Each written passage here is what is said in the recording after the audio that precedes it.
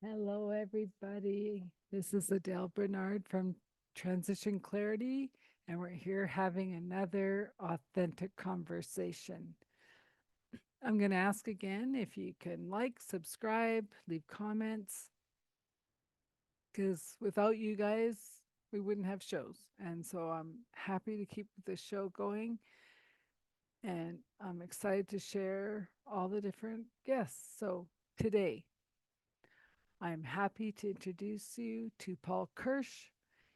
He hosted a Dallas based radio show and a top 10 business podcast show, Boss Academy Radio, which has led to founding of Boss Academy, an entrepreneurial accelerator success platform designed to give small business leaders and entrepreneurs a real business ownership success strategies, hence Boss. Through the amazing community, Paul delivers resources and opportunities to members which accelerate business and professional growth in an empowering environment. An experienced coach and consultant, Paul Kirsch understands that success only begins with movement. Through his program, Action Over Analysis, he helps entrepreneurs and business leaders become empowered as he helps them avoid analysis paralysis. In addition, he is a certified behavioral expert, leveraging DISC and motives assessments tools to help individuals understand what drives their own behaviors and the behaviors of those around them, and how to adapt to build a better relationship. He is also a contributor to the business learning application called Advisor, which is a value added partner of Boss Academy, featured among experts such as Seth Godin, Guy Kowalski. He provides insights on sales, business management, and entrepreneurship. Boss Academy is ultimate entrepreneurial success platform with the tools, tips, and resources to help you flourish as entrepreneurs or small business leaders. We invite you to become part of our community of purpose driven leaders by visiting bossacademy.com. And with that, it is my great pleasure to introduce you to Paul Kirsch.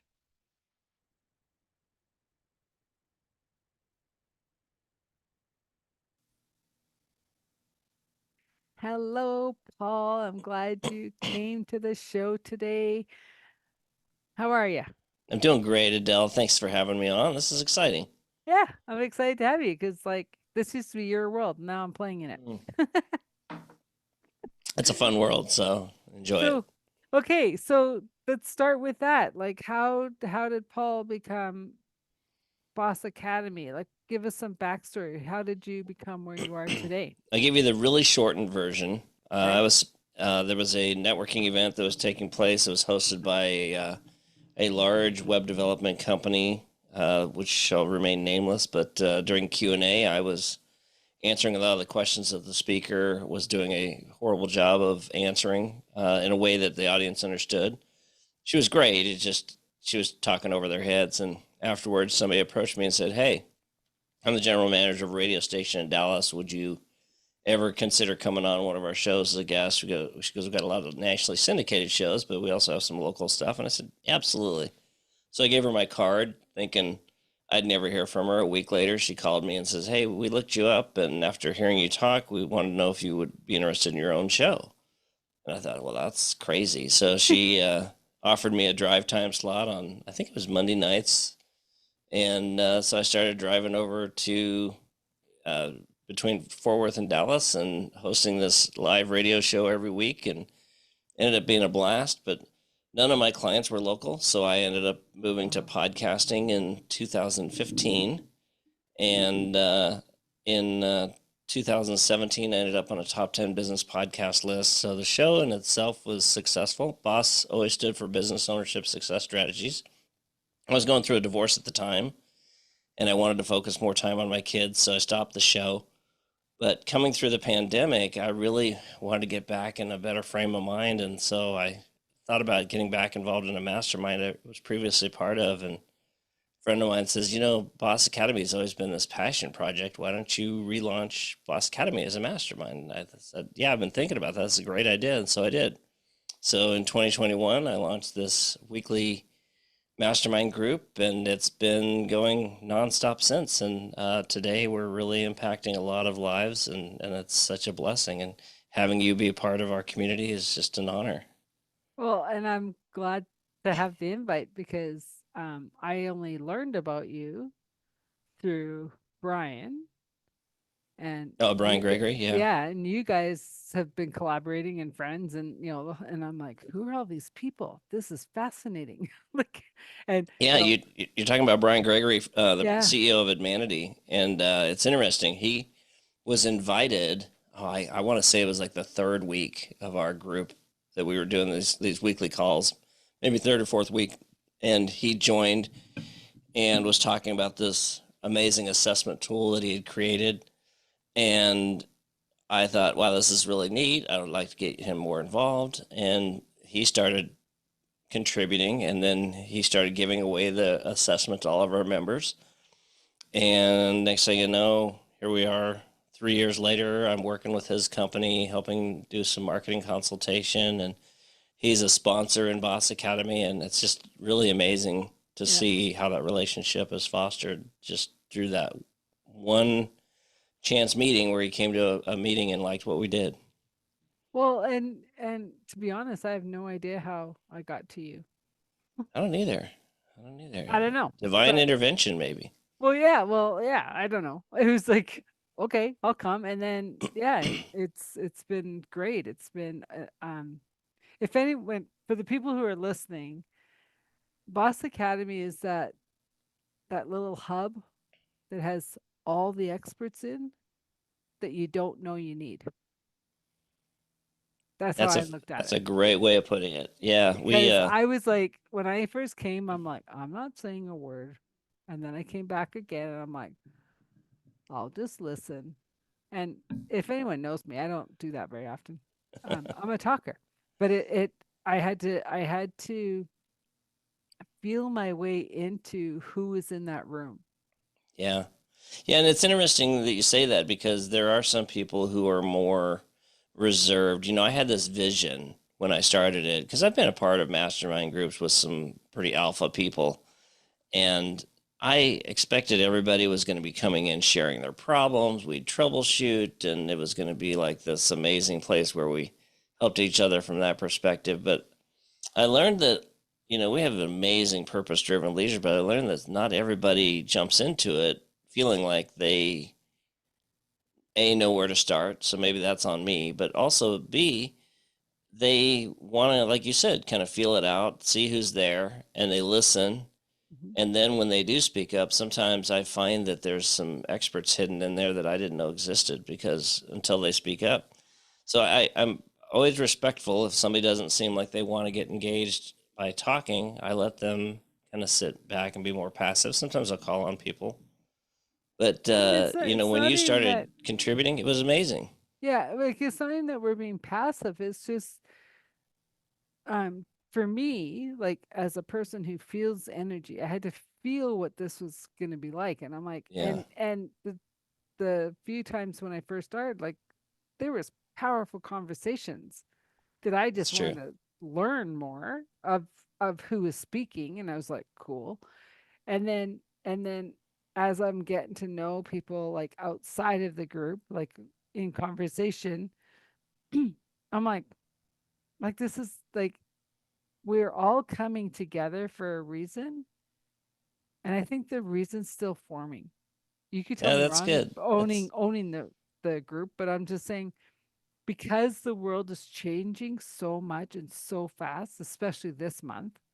Like we're being catapulted crazily this month, and I think a safe space. Like, I can't remember who it was, but with her mom, right? And like, it showed the human side of it all too. Yeah. Like, you're having problems in your personal life. We're still here for you. It doesn't have to Well, be a business question, right? Like, and that's what I like.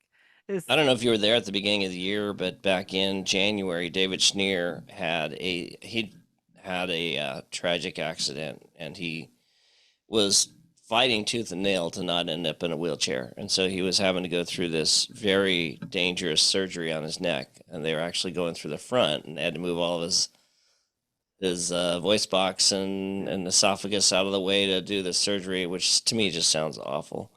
And we had a moment of silence for him. He came on, and it was just the day before he was going into surgery, and a bunch of people prayed, a bunch of people just kind of gave him positive vibes, and then he stayed on after that call, and there was tears, and it's like it's so funny looking back to when this started 3 years ago.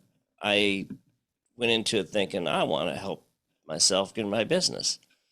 Now it's like I'm just every week I just get excited about helping other people shine. And well, and I like, and that when you say that, because I've always felt myself as the connector. Everyone called me to who was in my Rolodex. yeah, And then I I kind of can relate. forgot that, right? I forgot that part of like, you're here to connect, right? And then I love the saying of like, give, give, give, get, give, give. I'm like, right. So Yeah, I had a share. boss years ago who said always be a resource, and Yeah. that was something that just changed the way that I lived. I remember I often tell this story, so if you've heard it, I apologize, but there was a gentleman. I was in sales at the time. There was a gentleman who wanted me to fly from Seattle down to LA to meet with him to talk about business, and so I scheduled a couple days worth of meetings and went and took him to lunch, and I was ready, man. I couldn't wait for this business meeting, and I was going to ask him all these questions, and I had all these ideas. And he sits down and he goes, "Hey, Paul," he goes, I really appreciate you, and I just want you to know that I don't really have any opportunities for you." And my first thought was, what are we meeting for? And I thought maybe he was going to offer me a job or something. And he Hmm. goes, "Well," he goes, "I'm job hunting. And I know you know a lot of people." So he goes, "I apologize, but this was the best way I knew I could get some time with you. Would you help me?" And my first instinct was to be mad. Why did this Yeah. guy waste my time? How disrespectful. But then I remembered what my boss had always said, be a resource. And so I said, "Okay, sure. Let me see your resume."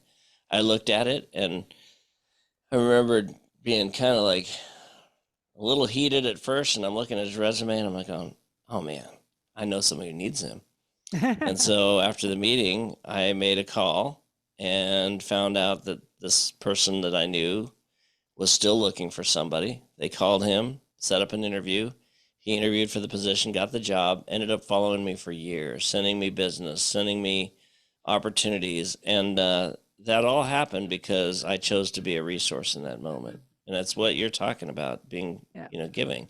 Yeah. Well, and it's like, even like um a little example I had the other day of, I have a friend who didn't want to drive somewhere, and I was like, him and hawing, do I even want to go? And then fine, I'll go, because I said that I'd pick her up. I'm like, ah, whatever, right? And she was so appreciative because she really doesn't like driving, right? And then she didn't know where we're going, and it's in the middle of this hill, right? Like, well, which entrance are you going to pick? There's seven, right? And and then she's like, how do you know everybody? And I'm like, I don't know. We just kind of known each other for years and years, and go in Yeah. between different groups, and so it just kind of took me back, because she's a high school friend, right? So I haven't seen her in 35 plus years, whatever, right? So it's like, hmm, I don't know, how do I know you? Right? Like, and then I even said, well, what made you think I could pick you up? All I did was like the event.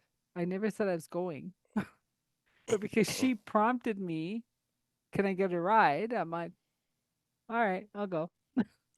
Yeah, I heard the phrase one time that people forget what they don't know, but I switch that up and I say I think people forget what they do know. And by that, I Yeah. mean that she asked you a question that on the surface to her should have been a question you could answer, but it's something that you kind of take for granted. You're a connector, and you and I Well, are both people that make connections. I yeah. remember when I first started my company in 2009, I had a sales coaching and consulting agency that I started in 2009, and I wanted to sell some coaching programs online. And so I started thinking, well, I'm going to put programs on the internet and this is going to be amazing. And so I started doing a little homework. I didn't know there was this structured world of internet marketers, and I found this program through Tony Robbins. It was called Money Masters, and Yeah. he had interviews with people like Jeff Walker and Eben Pagan and Frank Kern and all these people that were considered internet gurus at the time. And I started studying what they taught and started learning it. And then a year later, I remember I was talking to somebody and they asked me a question that a year earlier I couldn't answer it. But at that point, I knew all the answers. And I was thinking, what kind of an idiot is this person for not knowing this? And then I realized, oh, wait, a year ago, I didn't know the answer. You know, Well, it's like we forget that we've yeah. amassed all this knowledge that we take for granted that somebody else sees as this monumental experience level when we kind of take it for granted. And I think a lot of people out there fall into this trap of forgetting that they have amassed knowledge that they can put to use that somebody else would kill for. I know. Well, I grew up with a lot of mechanical people, and my sister was here, and I go, "Your headlight's not working," and she goes, "It's not." And I'm like, "No." I go, "Pop your head," and she's like, "How do you always fix all this stuff?" I go, "I don't know. I have no idea." Another life as a mechanic, maybe. Yeah, we tinker. Right? So yeah, that's funny.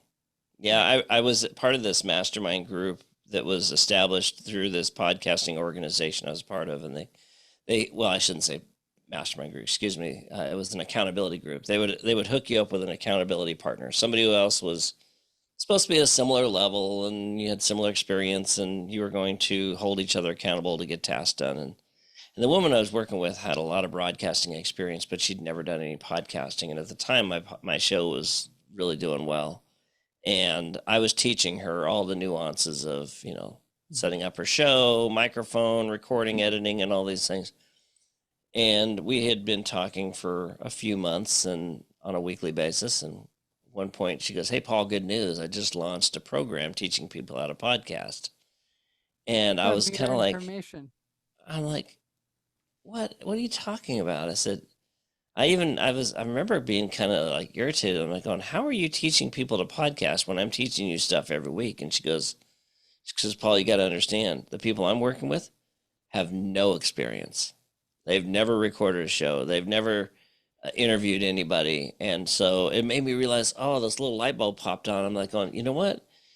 There's always somebody who has less experience than you that you can help, as long I as you. agree, but she should still be giving you a lot of credit to you. Oh, I didn't care about that because I wasn't Mm. teaching her anything that was proprietary. For me, it was more that I thought I'm teaching her how to do all this stuff, and she's out there running a course.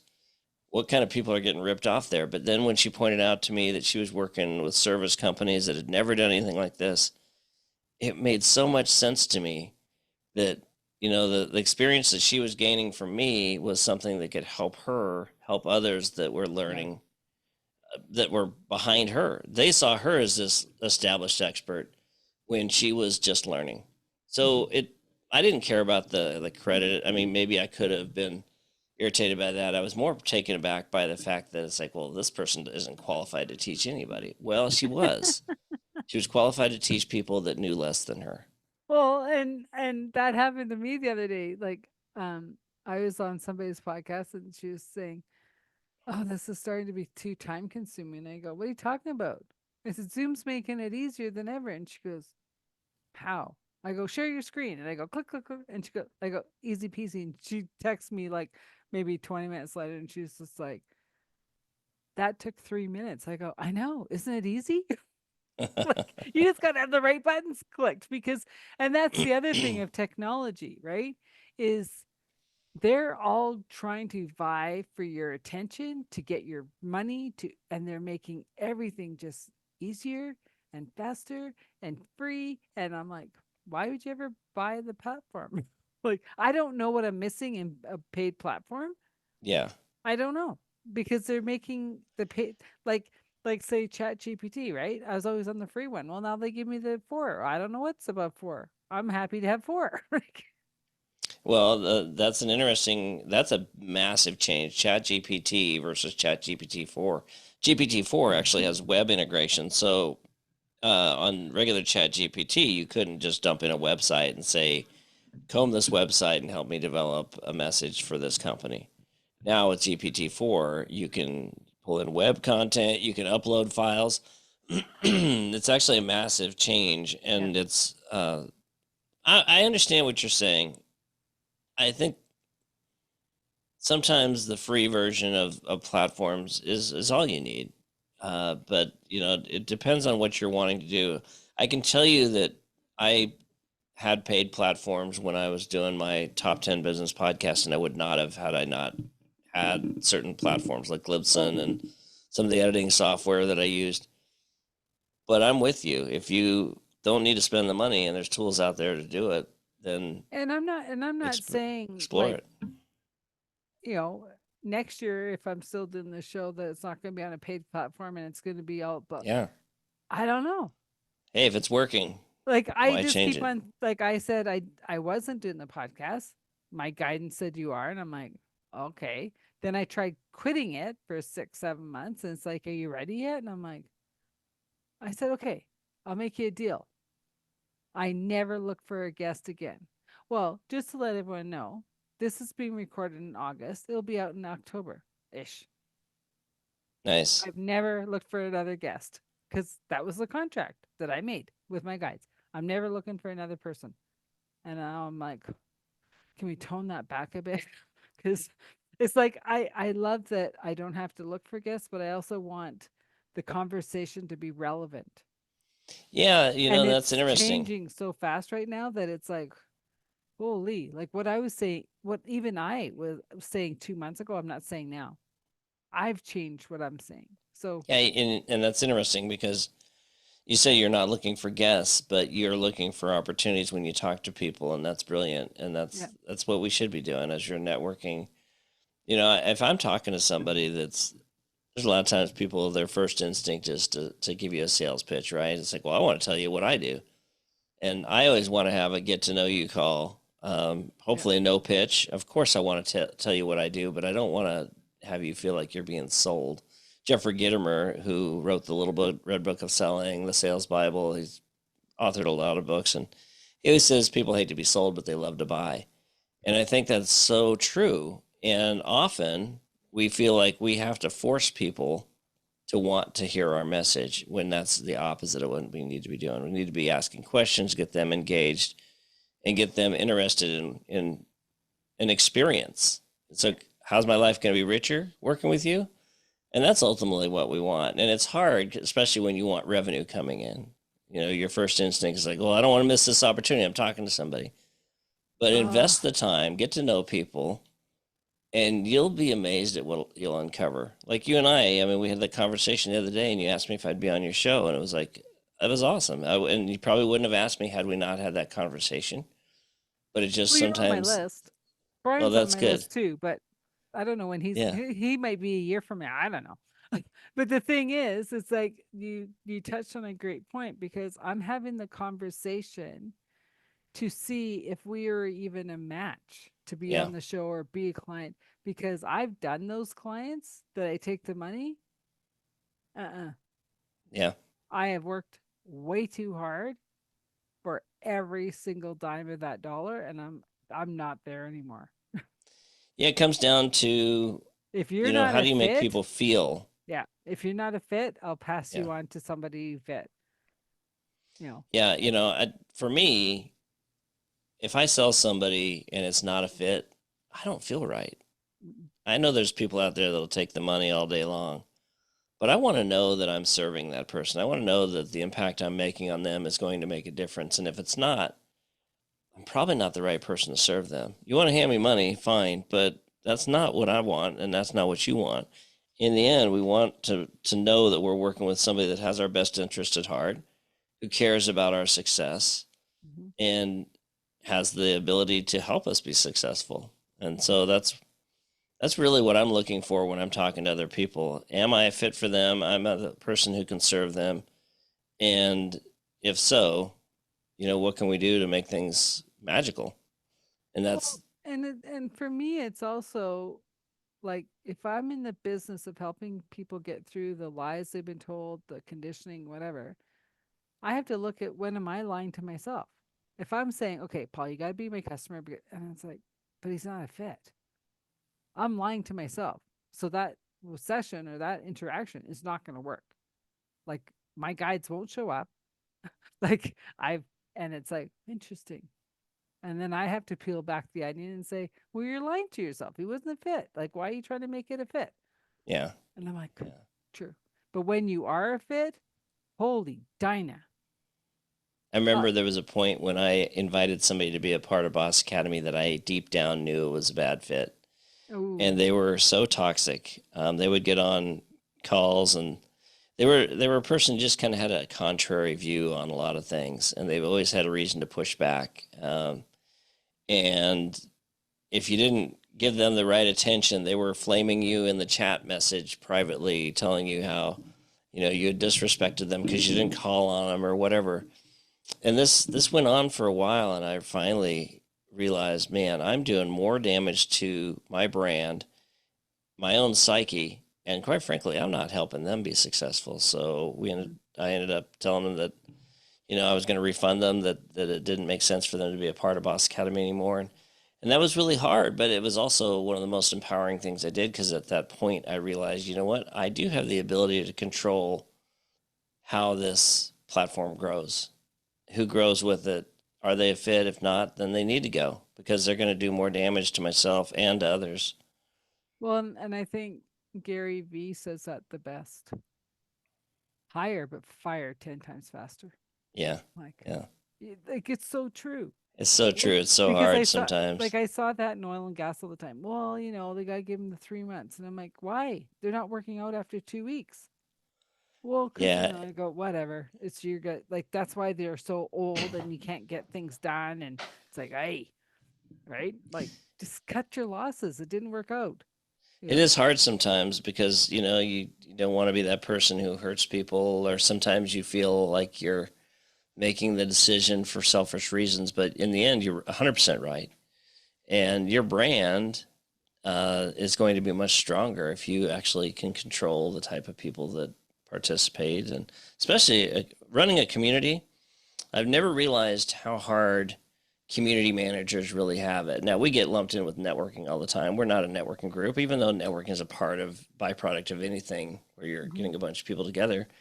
But the interesting thing is, I never realized how hard it is to manage a community effectively, because you do sometimes have to be the one who calls people out, or sets parameters that someone might not like it, but it's much better than the collateral damage that comes from somebody toxic being a part of what you do. Well, and it's just like if you hire the wrong person, they know it too. Yeah, They're like, I got to show up to work tomorrow. Crap. Right? yeah, exactly. Like when people hate Monday, they're in the wrong job. I've always said that. I've always felt that. I mean, Mondays can be tough for anybody, but absolutely, if you're not excited about what's coming on Monday morning, Mm-hmm. a great example. So I was working as a sales leader for a company. I was running sales, and my wife at the time was running operations. We had gotten married when we were working together, which was interesting, and we loved it. Every day was exciting. Mondays rolled around, and we couldn't wait to get in the office. Sunday nights were always exciting. We'd talk about the week ahead. And then the owner decided to sell the company. He sold the company to a firm from Europe that micromanaged us to death, had a totally different view on culture, and overnight made it a really miserable place to work. And Sunday nights, my wife went from being happy to being in tears. And so Mondays became this toxic thing. And we were in the right job, right place until we weren't. And then at that point it was like, oh my gosh. And that's actually how I started my first company, because I knew that I had to negotiate out of my contract to save my marriage at the time, because it was tough. And then I was getting job offers. I'd been in the market research industry a really long time, and I was well respected, and I kept getting job offers I was turning down. And she said, "You know what? You either need to take one of these jobs or start this company you've been talking about." So when I first started my first company, she was 8 months pregnant. Actually, when the company actually launched, we had just had my son. He was born in March, and I started the company in July 5th of 2009. So it was a crazy time, Mhm. but it really required me going through that place where I felt like I don't want to live like this anymore. I don't want somebody else controlling my destiny, Mhm. to be able to find the courage to start my own company. Well, and I know we've talked about that, like how I grew up with entrepreneurs all around me, and you Yeah. didn't understand what, like, entrepreneur what, right? Like, Well, I grew up in a town of 365 people. My dad was a school teacher. My mom stayed home. yeah. And the only entrepreneurial examples were people that had struggling businesses. So I didn't really grow up around it. I had an aunt and uncle who had a very successful business, but they lived in another state, and but they were the ones who probably inspired me the most. But I was surrounded by people who kept saying, "No, don't start a company. Get a job, work for a Right. company, let them take care of you." And so I had this really this massive internal battle, knowing that I wanted to be a business owner, but feeling like it was like the Rich Dad Poor Dad from Robert Kiyosaki. I was definitely being told, get good grades, stay in school, get a job with a company that'll take care of you. But eventually, I realized that my destiny was helping other people in a way that Well, working for someone else wouldn't let me. and how many people did do that, went to work for the big corporates, and they didn't get looked after, Yeah, I right? know. And then they're going, well, now what? Yeah, exactly. Right? At least with us, we know if we don't put in the work, we don't get any out of it. Like, Well, there's that. and Absolutely. and you also had the bigger why when you did start your company, because nothing's more motivating than a new screaming baby. That is true. You know what's really interesting, Adele, is I didn't ever see myself as a creative person. The day that I said I'm going to start my own company, something changed in me where all of a sudden this floodgate of creativity came out, and I was creating programs and ideas, and I was so like fueled in a way that I had never been in my life. And I went through a tough period where that I was going through a very toxic divorce, and that disappeared for a while, and now it's back, and it's like it just there's something about being your own boss, Mhm. having the freedom to make mistakes that allows you to create and do things that you couldn't do otherwise. Well, and it's interesting because I was like, I'm not creative, but I used to love coloring with my nephews, right? And I could tell, like, if they're having trouble. Like, this is when they're little, right? Like grade two, grade three. And I'd be like looking at my one nephew going, what's going on at school? Nothing. Why? Oh, just asking. And his pictures were all dark and gray and black, right? Where the other ones, like Yeah. orange and reds and like vibrant. And then, I'd be putting him to bed and I'm like, everything okay at school? He's like, well, but, and he go in this big thing. And I'm like, oh, he goes, how do you know? I go, because your colors are really dark. And he's like, oh, right. And you don't think it's just play to the kids. And you're going, no, these are signs something is going on. It's And interesting. I have a friend who's a sound musician. Like, she's teaches and does sound bowls and stuff. And she used to say, well, we got a hard one. And her husband go, what? They could tell how his day was at school, how he walked up to the house. So it's either one song or 5 songs of harsh hard rock music. He'd go get his day out in the music and then come down. Okay, I'm here. There you go. You're Yeah. welcome. Yeah, it's really interesting. There's a lot of really fascinating studies about that, and Mozart effect and things like that, being more creative, listening to music. Hmm. But I can tell you that my mood often dictates my playlist. So, Well, yeah. yeah, And or I find sometimes right my now I'm not my even listening to playlist is music. an indication of my mood, and Yeah. I don't even realize it. Yeah. Yeah, Well, yeah, like sometimes you just need that thrashing music just to thrash it out. And other that's times right. you just, chill, whatever. Um, yeah. So when you think of Boss Academy,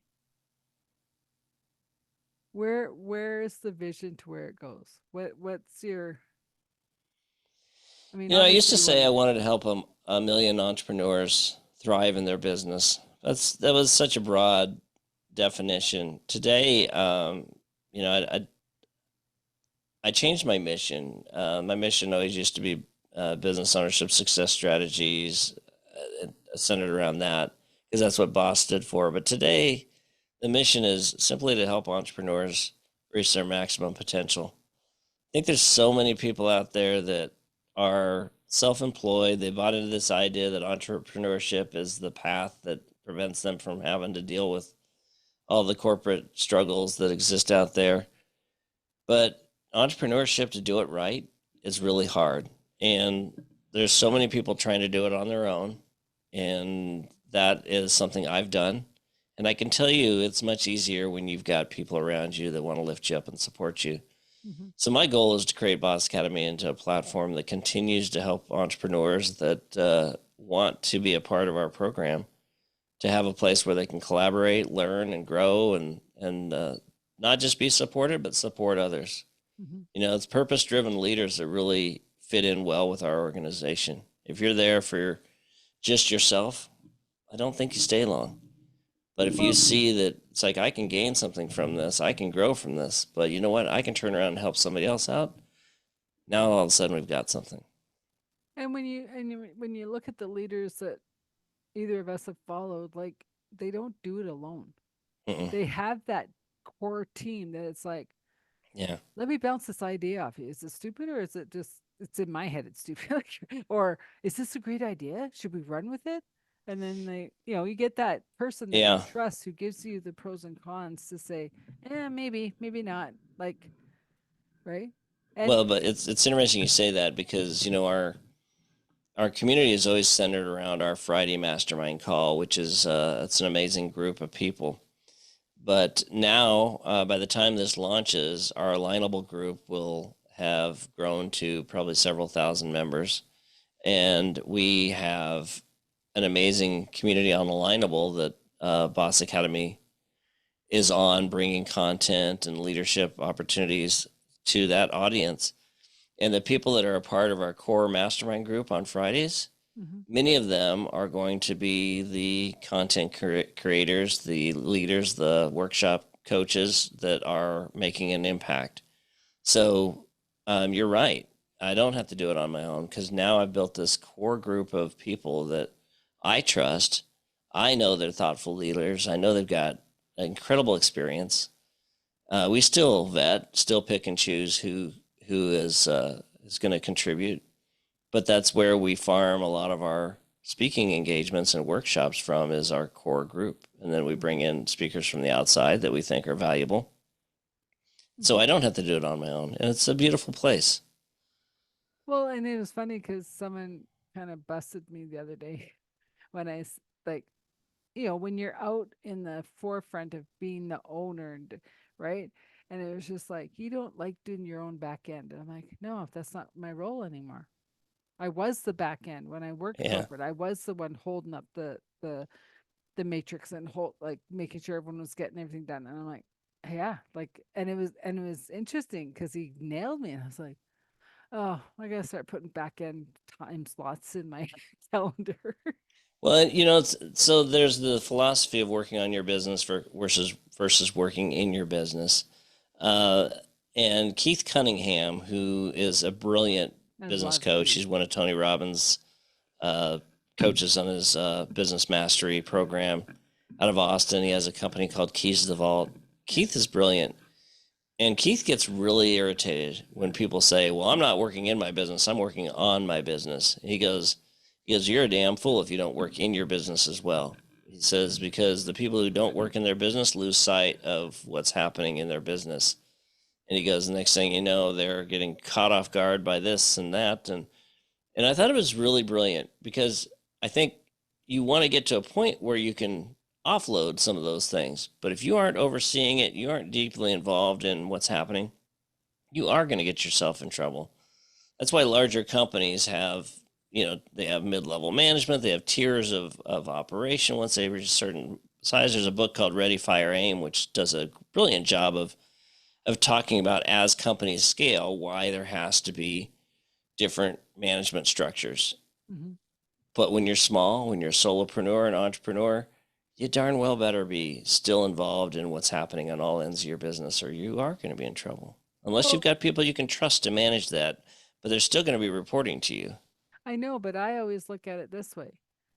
No point in hiring somebody to do something that you don't know how to do, because one day they're going to call in sick or go on vacation and you're going to go, I have no Yeah. idea what they do. I have a friend who has a VA business. He not teaches, but he brings in virtual assistants to companies.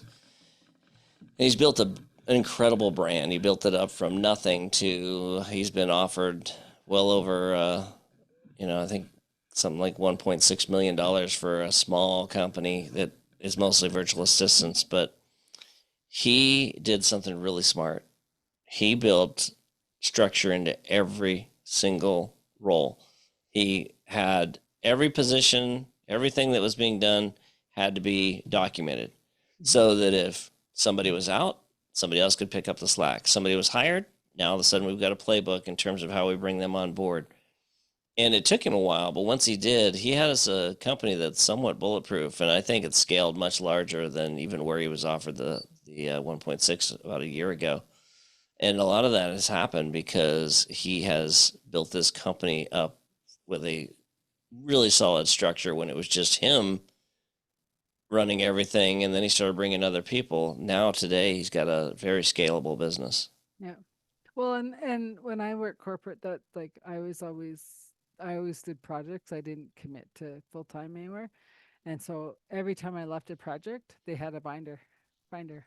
Yeah, And then before I even knew this, I got involved with one company for the ISO certification. yeah, And they're like, can you help us? I'm like, sure.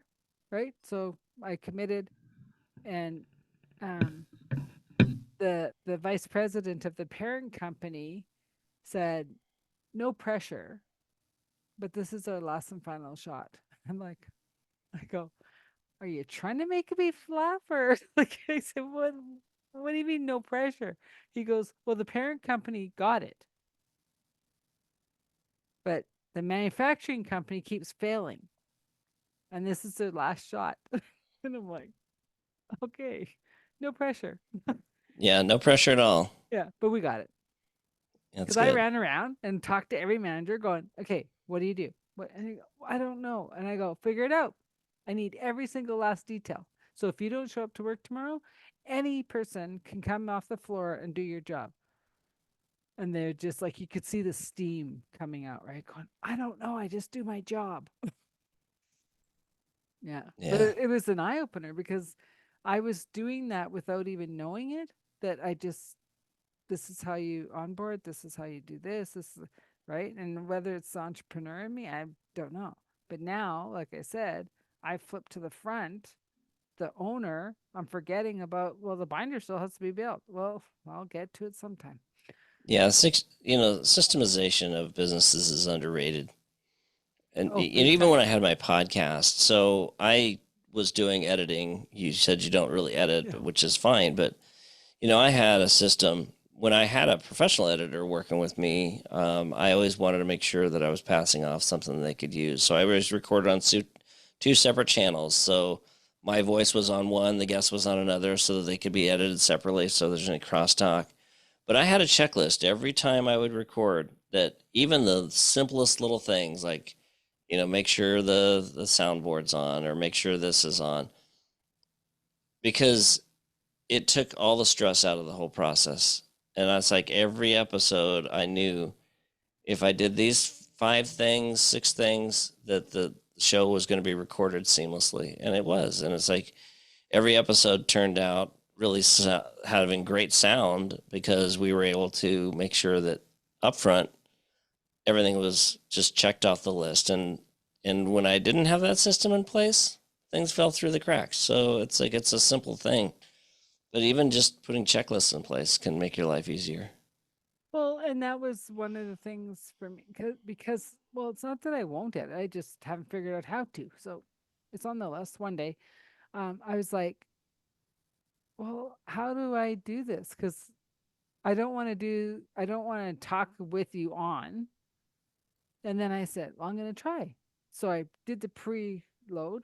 I put pause and I'm like, okay. And I'll put pause and I'll do the end of the show. I'm like, there's my editing. Boom. I love There these you go. buttons. Right. But it's just, you don't know what you don't know until you try. Right. Absolutely. And if it works, it works. If it doesn't, you haven't lost anything. That's right. And that's the thing with even with this podcast or whatever you want to call it, because someone said it wasn't a podcast using Zoom. I'm like, whatever. Next, like, Listen, I watch uh, there's a company out of Austin that runs a weekly podcast. They call theirs a podcast, and it's a 2.5 hour long live show that they record. Everything's called a podcast these days if it's yeah, short form. So yeah, this is definitely a podcast. well, or call it a show or call it a get together, like an Yeah, authentic conversation, which that's what it is. And exactly. but it's also like that's where it comes back to who is your group, right? We don't care what you want to call it. Just don't call us late for dinner. If you want to say it's not a podcast, that's up to you. You won't be That's called to right. dinner, right? Well, we all need our tribe. We all need our people that are in our corner and that support us on our journey. And if we don't have that, it's a tough road. Yeah. You Well, know, I've done it. I tried. There was a period in time where I was pretty. I wasn't in a great frame of mind, and so it's like I kind of went into self-preservation mode. I didn't want to talk to anybody about what I was going through, and I kind of just kept to myself, and I tried to do everything myself. Man, those were the darkest times. And then when I created Boss Academy and I started that up, I even in the beginning of that, I thought, you know what, I'm not going to make myself the star of the show. I want everybody else to be the star of the show. I was kind of hiding from myself at the time, and it worked great because I let other people shine. mhm, But over time, I realized that I was letting people down by not bringing out my greatness. mhm. And so it's like I have to bring my greatness to it, and I have to extract the greatness of those who attend. And if I don't do that, then I'm shortchanging everyone. Yeah. So yeah, Well, because the leader has to lead. yeah, that's right. Yeah, and I thought I could hide from it, because that's where my mindset was. Yeah. And thank God I actually it's through Boss Academy. I've been surrounded by people that knew that I was not at my best, and they worked with me and helped me get through a difficult period. And man, it's like everything's so much richer now Yeah. because I've been surrounded by people who believed in me even when I didn't believe in myself. Well, that's the whole point. That's To right. be human beings instead of human doings. That's right. Right. Absolutely. I love And that. it reminds me of like I was at a conference and we were in teams doing this stuff and everyone said I had to be the leader and I'm like, why am I the leader? Because we nominated whatever. Well, long and short, my team won the contest and stuff, right? So I'm at the front of the row. So I step out and let everyone go up on the stage and he's like, did everyone see what she just did? Like, and I'm like, okay, what's the big deal? And he's like, you let everyone come up ahead of you. And I go, well, yeah. And he's like, why? And I go, because I'm nothing without them. A leader has to have somebody with them to be leading. Like, so if you Yeah. don't let your team get recognized first and you come in after, like, okay. And it was just interesting how they were quite surprised. And I was like, You can lead from behind, and I but I think that wasn't that's leading from behind. I just let them go up on stage first. yeah. Yeah, that's fair. right? Like everyone in the room of 350 people saw my struggle of the leadership part of it because like all the stuff was working for everyone else, but mine wasn't working. I'm like, ah, right? And then they just like supported. I'm like, okay, good. And to this day, we're still all friends. So hey, what do I know? It's all good. Because we make the connections, right? It's not about the task. And I think like getting back to the tiers of do you have the right people in place? Do you have the right? I remember Oprah Winfrey saying, I don't care how big my company gets, a check will never go out of this building without my signature. I was like, you haven't delegated that yet? And she says, no, because I want Mm. to know what we're paying all the time. Is this expense needed? Explain to me why we're using this and not that. And I was like, wow. There's a good and bad to that, though. I'm going to give the other side of that. I've worked in organizations where leadership couldn't let go of their control, and I'm working with somebody right now that it's kind of a problem in their organization. They have somebody at the top who can't relinquish control, Mm-hmm. and it prevents other people from shining. It prevents things from getting done efficiently. Mm-hmm. You know, if she's on a plane or she's traveling and that check's got a set, but somebody's 90 days overdue on being paid. So I think it's a fine line. Once you reach a certain level, you do need to be able to delegate and trust. It doesn't mean you take your hands off it. It just Yeah. means that you let somebody else be No, involved and, in that. and and from my understanding, it wasn't that she sat down and wrote every check, but she was aware of what expenses were going out to who, right? Like Yeah. that. I think it was more the general. Like she's not doing every check. She's not, fine tooth combing every expense, but she kind of has an Be idea. surprised if she's not though, because from what I know of her, she tends to be very hands-on, and we'll say controlling. That might be one nice way of putting it, Yeah. but it doesn't matter in the end. If you've got a team, trust your team, give them the tools to be successful. That's why systematization is great. Mm-hmm. Um, but I've had business partners that I trusted too openly and then ended up regretting it. I had Oh, somebody we've who all was, been there. yeah, I don't know about that. I've had two business partners, one who was taking clients that he should not have been. I found out after I had removed him from the company for a breach of contract. And those things, they leave a mark because it's like you're going, okay, this is somebody I fully trusted to grow this brand with me. So Yeah. there's always you've always got to be aware of what's happening. And that was Well, a great lesson for me because I didn't necessarily need to micromanage him, but I sure should have known what he was doing with his time. yeah. You know. Well, I mean, like it happens with everything. I mean, it even can be in friendships of like you thought they were like a really good friend, and then you're going, that wasn't Yeah. cool, Yeah, exactly. right? Like Yeah. the old saying, keep your enemies close. There's a reason, Yeah, right? Because, exactly. like there's, Keep your friends close, your enemies closer. Yeah, no, yeah. absolutely. And I mean, all the books say if you get three really, really good friends in your lifetime, you're a wealthy person. Yeah, that's true. You have lots of acquaintances, lots of close people, but those like do or dies, like never fail, like call in the 3 in the morning, they'll answer, few and far between, Yeah. even if you get them, right?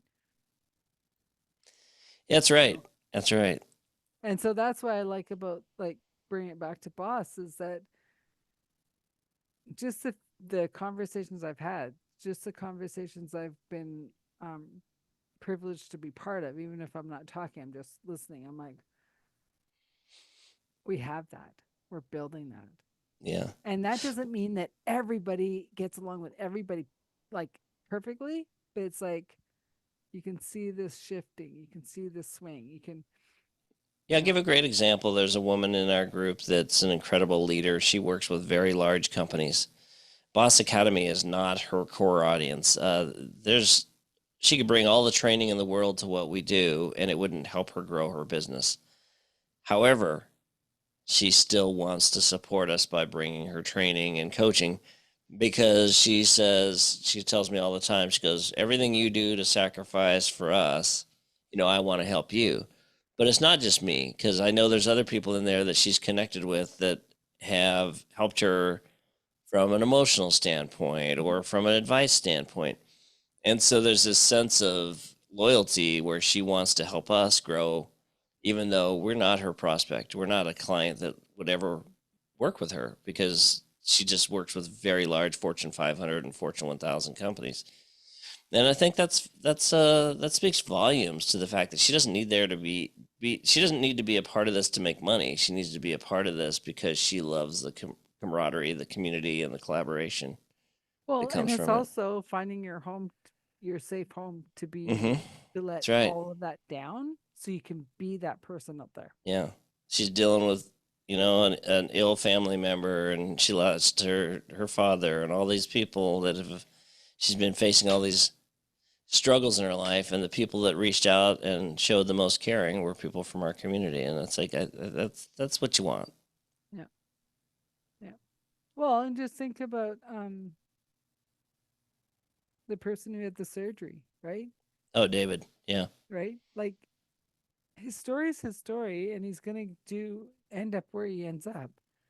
But sure is nice to have a few friends along the way, just to Absolutely. kind of hold Yeah. your hand and know that someone's caring about you, and you know, and that's the bigger thing, is that how many people have made huge successes of their life despite they had no one there.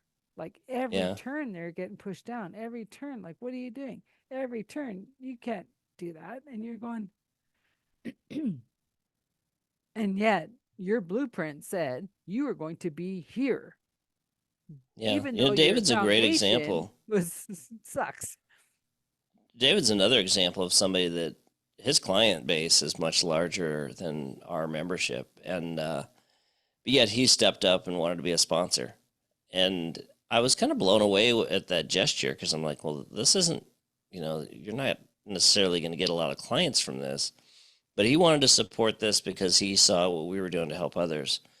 And I think that that's important, that we remember that sometimes we're a part of things that are much bigger than we realize, and it's making an impact. And this isn't a commercial for Boss Academy, but it's more about the broader idea that sometimes we need to step up and support those that are helping others, Mm-hmm. for the right reasons. And so it's like he stepped up as a sponsor, and he's been a sponsor for 2 years, and I'm just blown away at everything he's done, even though we aren't going to ever probably feed him a lot of business. But see, that's where I think I keep coming back. Whether I get a client from Boss or not, that doesn't matter. Yeah. This is where I want to, as they say, tithe my time, Yeah, absolutely. I love that. because I'm going to keep learning, and I'm going to keep growing, and I'm going to get those nuggets of gold that I can share to my community. Absolutely. That's Right. beautiful. And it's Well just, said, Adele. and it's just like you were saying about how that lady took what you were teaching her and made a course of it. And it's like, okay, that's fine. I could have made the course, but it wasn't in mine to do. So Yeah. have at it. Yeah, I mean, actually, I think it's great that she took what I taught her and leveraged it. I just couldn't believe that she felt that she was qualified to do it.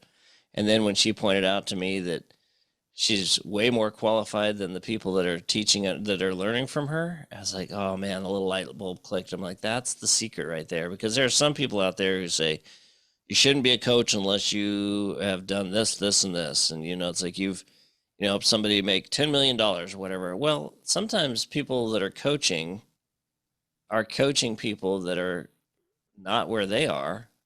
Now, does that mean that they couldn't hire somebody else who has more experience? Sure. But, if I'm hiring somebody who's a coach that knows more than I am in a space, and I get to the point where I become better because of them, that's a beautiful thing. And this is And why it, imposter syndrome and things like that are kind of ridiculous, because we sometimes put limitations on ourselves. I knew that was Hit coming. that mute button. So sorry. See, But yeah, that that we put that shows that you're a pro at this, because I would never have thought about a mute button. I actually have a cough button over here, but it's out of reach. So yeah, got to do it. But I think so. So we brought up Tony Robbins, right? And it's funny because people are like, "Oh, Tony," and I'm like, "Who's Tony?" This is back in the day, and they're like, "Tony Robbins." I go, "Oh, I knew him as Anthony." And they go, "What?" I go, "When he started getting big, he shortened his name." And they're like, "You knew him as Anthony?" And I go, "Yeah, Yeah, that's how long he's been in the game." yeah, absolutely. Right? Hey, Yeah, listen, I I still have the original. Well, actually, I got rid of the cassettes. So my original program I got was off an infomercial years ago. It was early 2000s, and mhm, I ended up buying the cassette tapes, mhm. and then I ended up later upgrading to the CDs, and the CDs were kind of a game changer. I still have them. I still to this day Wasn't have that that the original. Giant Within? Nope, that was Personal Power. All right. Okay. I Yeah, have this. I still have the tapes. yeah. I Yeah. have the Giant Within too, but I've got a lot of his programs. I don't really listen to him much anymore, but you know the thing I loved about Tony, I remember I was going to an event over in Dallas, and I was pretty stressed out about my life and going through this divorce, and I'd given up the podcast. And I remembered I was listening to one of his CD programs in the car, and he was talking about how, well, if you're driving, pull over, but I want you to make a list of things you're grateful for. I pulled over to the side of the road, and Adele, I sat there. I had a little notebook in my car, and I sat there looking at that notebook, and I couldn't come up with anything. Uh, it was silly, but at the time, I was so negative and so like kind of broken, Yeah. and I struggled, and I finally came up with one thing. I think it was started with my kids, and I put my kids down, Yeah. and I come up with another one, and sat there staring at the paper, couldn't come up with anything. I started driving again, started listening to CD, and he goes, "Did you do it? Did you come up with it?" And so I pulled over again, looked at that paper, couldn't come up with anything. And I finally kept driving, and I turned the CD off because I kind of felt like I was, letting Tony down, Anthony. Yeah. And I got to my destination. I remember pulling in the parking lot, and I sat there thinking, man, this is a really dark time if I can't come up with anything to be grateful for. So I started writing everything, like my health, my kids, and next thing you know, I mean, I'm filling up a page, and then I'm filling up another page, and it just it was a fake story that I was telling myself that I had no reason to be grateful. But just snapping out of it and starting with one, starting with two, give myself a little bit of freedom to take a break, and then coming back to it, all of a sudden it's like the floodgates open. So now when I drive my kids to school, I will often ask them, "What are you grateful for?" Mhm. And my son's 15, my daughter's 13, and they hate being asked that question, at this age, except for once they start their list. It's amazing to see the shift. And my daughter will go from being kind of, tired and unengaged to by the time she get ready to get out of the car, I see a different kid. Just because you force them to go, you know what, you have reasons to be grateful. No matter how bad today is, no matter how things aren't perfect, you have reasons to realize that you are a one percenter, because we all are. If you live in the United States or Canada, even if you're poverty stricken, you are so better off than a lot of people in other parts of the world. And we always have to remember that there's reasons to be grateful. There's somebody else who would trade places within us in a heartbeat. Well, and I think it comes back to expectations instead of intentions. Yeah. Our expectation is we're supposed to be living this life of da da da. But our intention is, well, I don't know, what am I aiming at? What, I don't know. I'm just firing things off and seeing what lands. Well, how's that working for you? It doesn't. No, but Right? I think if you can remember that you have reasons to be grateful and blessed, that life is so much richer. Well, but it brings it back to someone saying, we give meaning to a day. I was like, what? Well, we say it's a sunny day. No, it's a day. It's a day. We Yeah. put that it's a beautiful day. We put it's a sunny day. Oh, we put it's a raining day. No, it's a day. How are you expanding that day is how what you are filling up with, right? And I was like, interesting. Because the You may sun have, always shines.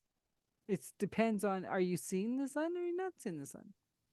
It's always there's there. a woman by the name of Marissa Peer. She's a psychologist out of the United Kingdom. In fact, a lot of people that are hypnotherapists in the United States and Canada learn from Marissa Peer through her programs.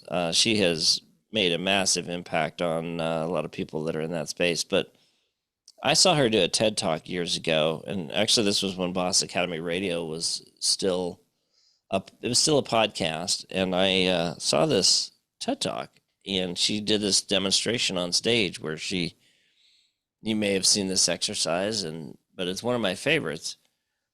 We always talk about how the human brain is like a computer; right? It's capable of all these things. Well, I actually think the human brain is also one of the most dangerously weak tools out there because it's easily manipulated, corrupted. They fall for sleight of hand, where people are potential scam customers all the time because of it. So she had this great demonstration, and she says, "Okay, I want you to imagine you're holding a lemon in your hand." She didn't have a lemon in her hand; she just holding her hand out. She goes, "See that lemon?" She goes, "Now I want you to imagine you're cutting that lemon in half." And so anybody who's listening to this right now, I want you to do this. Act like you're cutting that lemon in half. Look at it. You see the pulp inside. You see the yellow rind, and it's a beautiful lemon. Now pull it up to your nose and act like you're smelling it. Can you smell that lemon? And it's like, if you ask an audience, I've done this with sales coaching, and it's like, Yeah. can you smell that lemon? And people, yeah, yeah, yeah. Now take a bite of it. Just me even mentioning taking a I bite of know. it, my jaw clenches and my mouth starts watering. Now, that lemon isn't real. It doesn't exist, but my mind sure thought it did because I told it was a lemon. And it knows what a lemon tastes like. It knows what a lemon smells like. So in my mind, that lemon was as real as could be. And my point here is what we feed our brain, it believes. If we say you're a loser, guess what? Great things don't happen. You might stumble across some nice things, but if you're a failure, you're probably not going to do well. There's a reason the elite athletes and fighter pilots and some of these people, they come across as really cocky and arrogant, but it's because you have to feed yourself a certain level of positive messaging to reach an elite level. And I'll tell you what, when I was at my lowest point, I was feeding myself a lot of garbage. Yeah. And now, it's like I grew up believing self-deprecating humor was a way to always avoid, being picked on. Because if I'm picking on myself first, then there's no way you can hurt me, right? It's a beautiful defense mechanism until it becomes something where it's a crutch and it becomes something where the negative self-talk starts to hurt you. Today, I try everything I can to avoid calling myself anything negative because my mind doesn't know any better. Yeah. And I think that's a great lesson for anybody out there watching this. What you feed your brain, it goes beyond just in the moment, hey, I want to lift myself up and say I'm pretty today or I'm awesome. Yeah. It's so much bigger than that because what you feed your brain doesn't know any better and it trusts you. It believes you. Well, and that's why words are so powerful. They are. Because I don't know if you know Michael Loge, and he was saying affirmations are the biggest lark out there. Oh, affirmations? Yeah. Yeah, because he says I can stand in the mirror saying like, you know, I'm a slender guy and I'm this and I'm that. And he goes, it ain't happening. I'm a big guy. I'm not this skinny little dude. Could I lose 20 pounds? Sure. I'm still not gonna be thin. Yeah. Right? And so he's like, no, he goes, feed your brain with nurturing, not affirmations that are lies, anyways. Right? Anyways. Yeah. And I think I think you can feed yourself positive affirmations that are realistic. If you say, if I said I'm a black woman, well, I'm never going to be a black woman, right? But Not if I this say lifetime. that I'm somebody that wakes up every morning and works hard, and that's Yeah. you can feed yourself a positive message that does make a positive impact, but it's got to be something that's plausible, because your mind, as easy as it is to manipulate your brain, we're not going to believe something that is impossible to believe. Well, and I also want to put a caveat on that is you're like as you said, right? Your body and your brain doesn't know the difference between a lie and the truth. So if you are feeding yourself anything, make sure it's your truth, not the truth of conditioning or beliefs or outside forces. Your truth.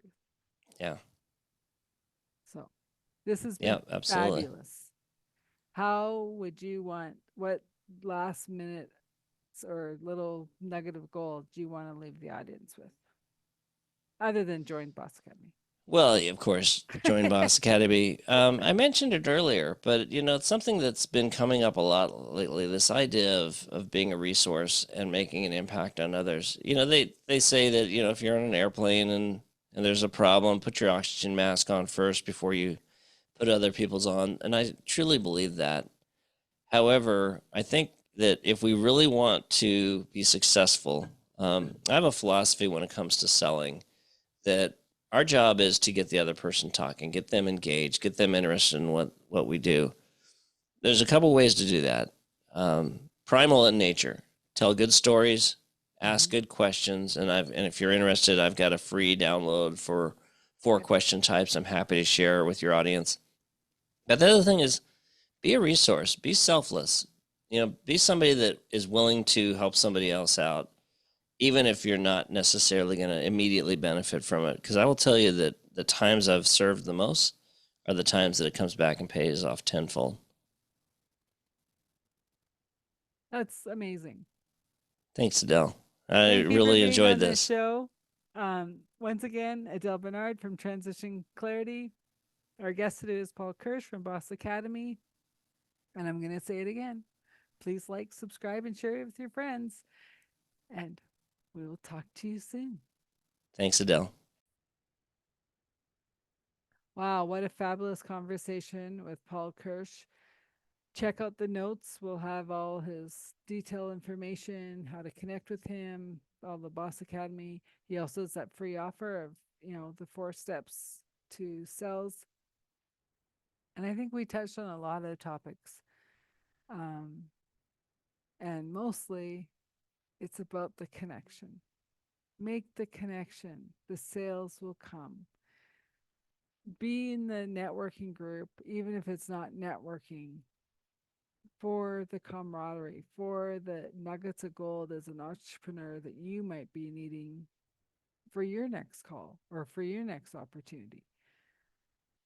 As he talked about Boss Academy, like some great people are in there and you just don't know where that nugget of gold is going to come, and we're grateful. I'm grateful to be in the group, to know who's in there and know that they're doing their shining their light um, to the world the best they can in the way that they can. And that's my thing to everybody: shine your light how you need to shine your light for the best of the world. The world's asking for us all to step up. So again, my name is Adele Bernard, Transition Clarity. This has been an authentic conversation. Please like, subscribe, leave a comment. We'd love to hear from you.